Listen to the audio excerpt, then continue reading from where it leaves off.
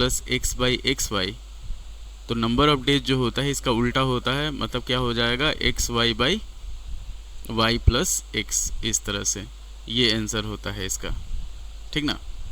तो इसी पे हम लोग इसको सॉल्व करने जा रहे हैं टाइम एंड वर्क पे। जैसे यहाँ दे दिया एक A takes 10 days less than time taken by B to finish a piece of work, if both A and B together can finish the work in 12 days find the time. तो जैसे 54 में है हमारे पास, मान लेते हैं कि let for same work A B से 10 दिन कम समय ले रहा है, तो ए हो गया, बी हो गया और बोथ हो गया, ठीक। तो ए एक्स डेज अगर ले रहा है तो बी क्या करेगा, इससे 10 दिन ज़्यादा लेगा तो एक्स प्लस 10 लेगा, और दोनों मिल के उस काम को 12 दिन में कर रहा है। ये हो गया 12 days में दोनों मिल के कर रहा है। तो अब हम लोग इसको क्या करेंगे, हम लोग इसमें 1 day वर्क निकालेंगे।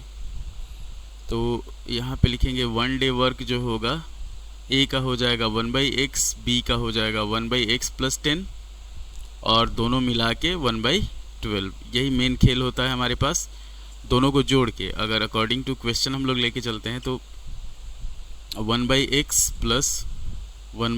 प्लस 10 जो होगा ये हो जाएगा हमारे पास 1/12 के बराबर। और एक चीज़ ध्यान दीजिए यहाँ पे कि ए अगर किसी काम को करने में 10 दिन कम समय ले रहा है तो बी उस काम को करने में ए से 10 दिन ज़्यादा समय लेगा, इतना ध्यान रखना है आपको।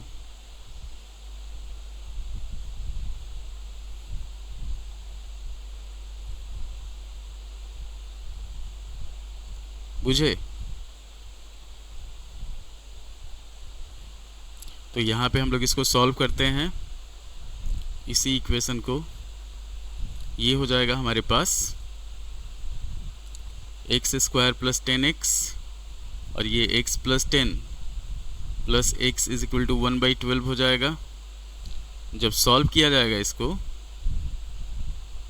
तब क्या होगा, हम लोग सिंपल इक्वेशन जैसे नॉर्मल क्वाड्रेटिक इक्वेशन सॉल्व करते हैं उसी तरह से इसको सॉल्व करेंगे। तो यहाँ पे हो जाएगा हमारे पास 2x plus 10 by x square plus 10x is equal to 1/12। ये इधर जाके गुना हो जाएगा, ये हो जाएगा 24x प्लस 120, और इधर हो जाएगा हमारे पास एक्स स्क्वायर प्लस 10x।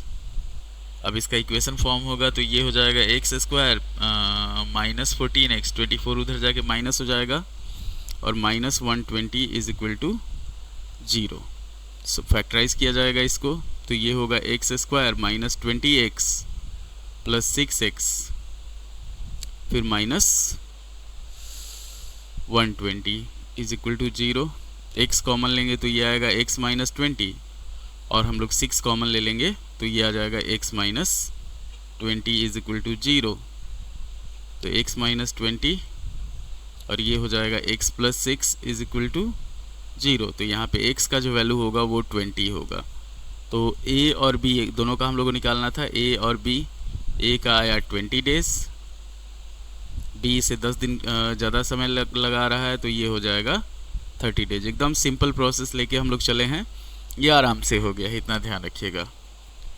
बहुत ज़्यादा इसमें टफ नहीं है, बहुत इजी प्रोसेस है कि एक को मान लिया हम लोग x डेज में कर रहा है, b कर रहा है x प्लस 10 days में, और दोनों मिल के 12 दिन में कर रहा है। तो दोनों का 1 day वर्क निकाल लिए, उसके अकॉर्डिंग हम लोग का इक्वेशन फॉर्म हो गया, उसके बाद हमारा आंसर आ गया फैक्टराइज करके। इतना ध्यान रखना है आपको, बहुत आसान प्रोसेस है, कुछ ज़्यादा टफ नहीं है।